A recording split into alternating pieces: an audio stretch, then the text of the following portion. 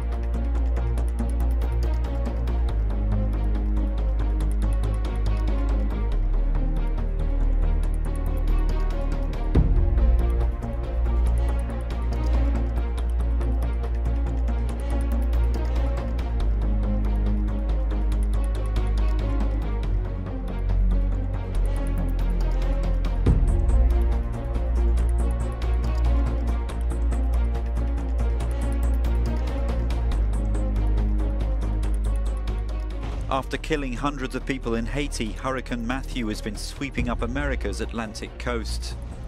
Winds of nearly 200 kilometers an hour were recorded. Florida now, where the northeast coast has not seen a storm like this in decades. The storm surge more than 4 feet, breaching dunes and flooding city streets from St. Augustine to Jacksonville. The damage left by Matthew, catastrophic. Watch this wall of water blast right through the dunes, rushing into the city streets. In his aftermath, swallowing whole roads. This morning, over 1 million Floridians still left in the dark. This storm has just broken all sorts of records, and incredible to be an October storm like this. Hard to get your head around what this storm has done across the Caribbean, across Haiti, across the Bahamas, and across Florida, and now the Carolinas and Georgia. And look at these before and after photos. Kitty Hawk, North Carolina, showing the devastation there. This morning, the governor of North Carolina urging thousands more to evacuate, telling residents the sky may be blue, but the danger from Hurricane Matthew far from over. Everything's underwater. Up to 18 inches of rain fell in the eastern part of the state. That rain plus runoff from the rivers now rushing towards the coast.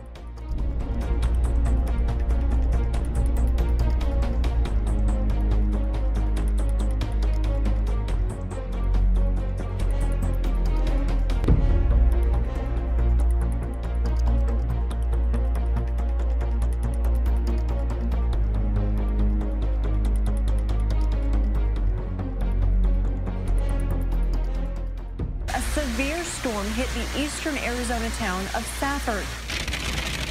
Wild weather came storming through Safford without warning. It looked like winter with the ground covered with hail and all the trees stripped. It was a frightening sound. The National Weather Service estimated the hail was 2 inches in diameter and up to 6 inches deep in some spots. And check this out. This storm put a damper on the fun at the Graham County Fair. Wind gusts toppled over tents and booths.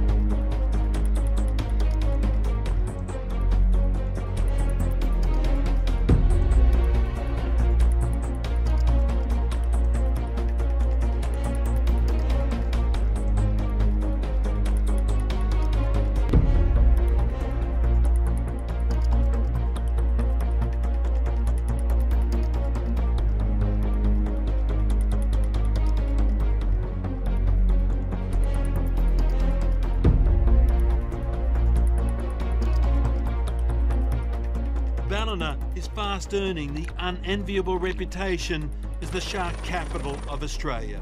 Since February last year, the strip of coastline has witnessed 4 attacks. Shark attacks are increasing around the globe. Shark attacks have increased by a whopping 69% in the last decade. Most of the attacks occurred in just 6 places: the U.S., South Africa, Australia, Brazil, the Bahamas, and the French territory of Reunion. Irvine resident Mario Foca shows us this cell phone video he shot. You can see the coyote charging at him. He believes it was after his small dog. A few days later, a more serious incident happened nearby. A 6-year-old boy was bitten by a coyote at Springbrook Playground in the Woodbridge community in Irvine on Sunday. According to a witness, the boy's father had to fight the aggressive coyote off.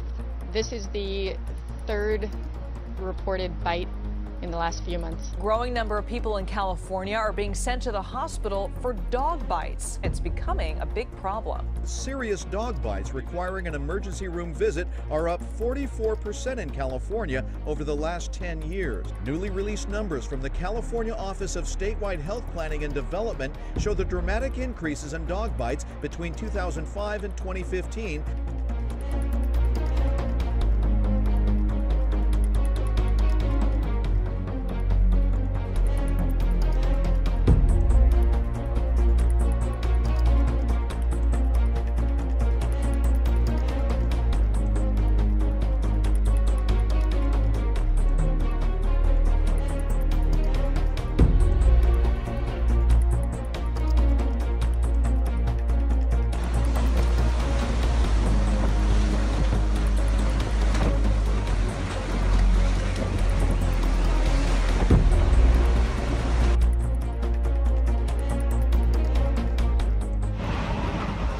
Bermuda blasted.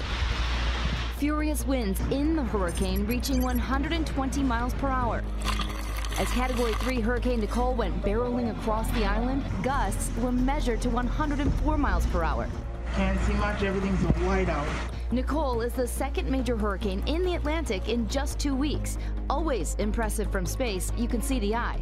And this drone video taken as the winds briefly calmed. Dude, that's a freaking twister. Dude, that's a Dude, that's a straight up tornado. Oh my gosh, dude. I saw trees just going over. Look at that. Whoa! Look right there. Oh my gosh!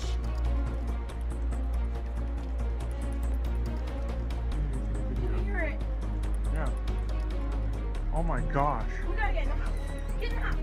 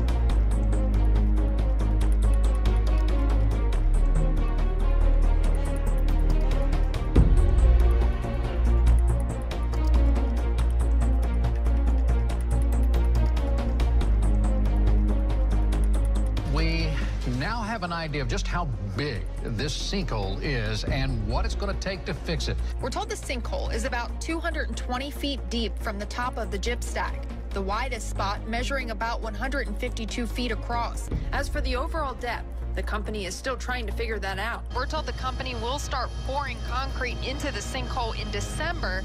They hope to finish by next May or June. Look at that map.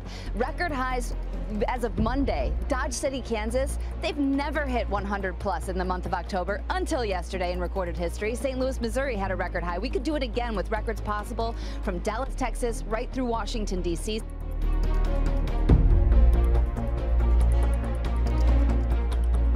Typhoon Sarika, which also is known by the name Karen in the Philippines, made landfall on Saturday afternoon, and wow, what a storm, packing sustained winds of 130 miles per hour with even higher gusts.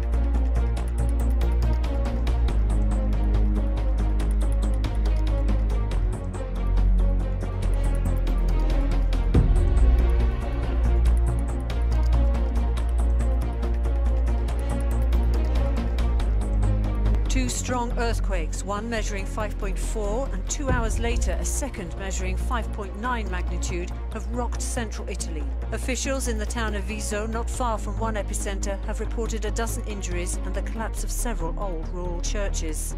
Both quakes were located in Macerata province, but were felt across a large swathe of central and southern Italy. They were even strong enough to register more than 150 kilometers south in Rome.